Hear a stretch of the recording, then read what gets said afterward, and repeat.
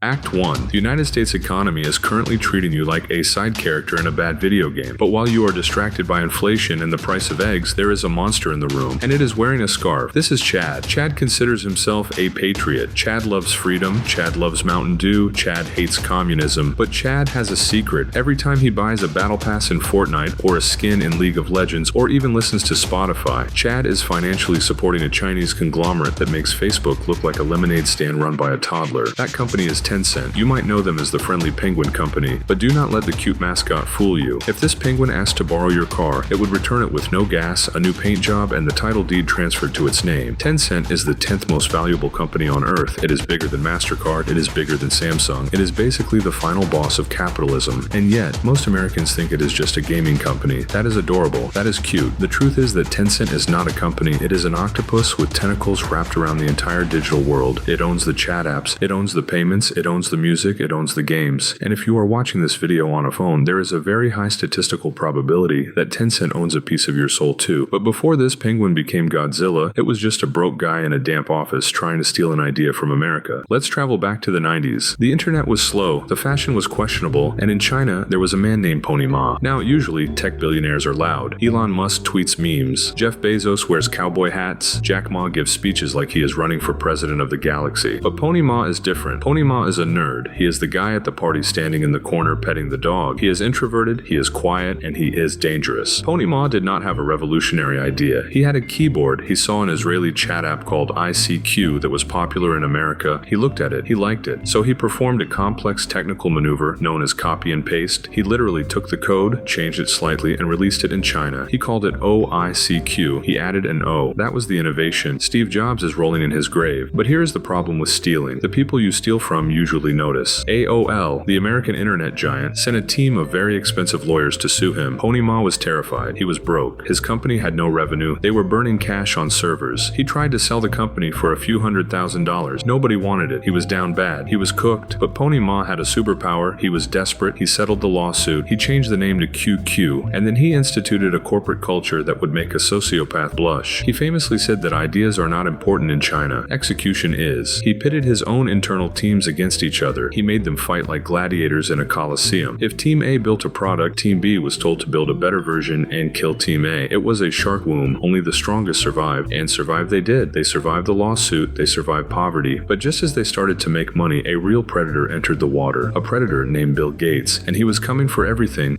It is 2004. Microsoft decides they want to own China. They bring in MSN Messenger. Microsoft is a massive, wealthy American corporation. They wear expensive suits, they play golf, they expect everyone to just bow down to Windows. But Microsoft has a fatal flaw. They act like an NPC. If a Chinese user wants a new feature, Microsoft has to send an email to a manager in Seattle who has a meeting with a director in Washington, who then falls asleep on a Zoom call. Pony Ma does not sleep. If users want a feature on Tuesday, Tencent builds it by Wednesday. But Pony Ma is not just fast, he is completely ruthless. Look at what happened when a rival Chinese antivirus company tried to block Tencent software. Pony Ma did not take them to court. He dropped a nuclear bomb. He pushed an emergency update to every single computer in China. A pop-up appeared on millions of screens. It basically said, you have to choose. If you keep our rival's antivirus software, we will completely disable your chat app. You will lose your friends, your business contacts, and your entire digital life. It is exactly like your landlord telling you that you cannot live in your apartment unless you break up with your girlfriend. It is toxic, it is manipulative, and it worked perfectly. Microsoft got bullied out of the country. The rival company got crushed. Tencent won. Pony Ma was the undisputed king of the desktop computer. But there was a problem. A terrifying existential problem. The smartphone era had arrived. The desktop computer was becoming a dinosaur. Pony Ma looked at his empire and realized something horrifying. If he does not build a new mobile app that absolutely destroys his own multi-billion-dollar PC business, someone else will. Pony Ma leans into his shark womb management style. He locks his best engineers in a building and splits them into 3 separate teams. He tells them to fight to the death. Whoever builds the best mobile chat app gets rich. The losers get nothing. The result of this corporate bloodbath was an app called WeChat. To an American, WeChat sounds like a cute little messaging app. That is a dangerous underestimation. Imagine if Instagram, Uber, Venmo, Tinder, Amazon, and your IRS tax portal all had a wild, unregulated orgy. The resulting baby is WeChat. It is the everything app. But to truly become the everything app, Tencent needed your money. So they pulled off the greatest financial Trojan horse in modern history. In China, there is a tradition of giving red envelopes filled with cash for the new new year, Tencent digitized it. They turned giving money into a viral video game. They told users, if you link your real bank account to WeChat, you can send random amounts of digital cash into group chats for your friends to fight over. Suddenly, millions of people were eagerly handing over their banking data just to send a digital dollar to their Uncle Gary. Overnight, Tencent went from a chat company to a massive financial institution. Today, you literally cannot exist in China without WeChat. You use it to buy a coffee, you use it to hail a cab, you use it to pay your electric bill, you use it to file for divorce. If you get banned from WeChat, you do not just lose your group chats, you cannot buy food. You become a digital ghost. Tencent had achieved God mode. They controlled the money, the communication, and the daily survival of over 1 billion people. They were completely untouchable.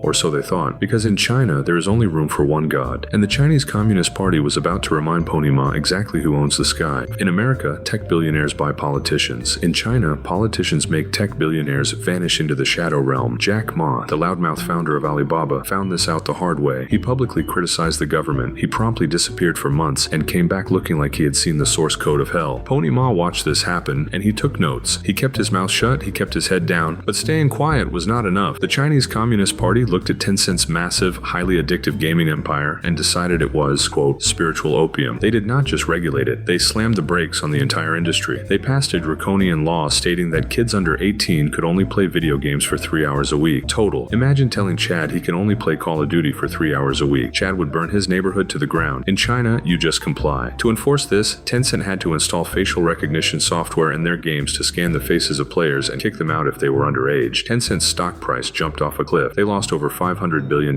in value. That is $500 billion literally incinerated overnight. Pony Ma realized he had to pay protection money. He enthusiastically pledged billions of dollars to the government's new Common Prosperity Fund. He started releasing patriotic video games where players clap for the president. He was aggressively simping for the state just to keep his company alive. But Pony Ma is a pragmatist. He knew the Chinese market was no longer a gold rush. It was a political minefield. He could not grow at home anymore without risking the wrath of the government. So, if your home country is a financial prison, where does a starving multi-billion-dollar penguin go to feed? It goes to America.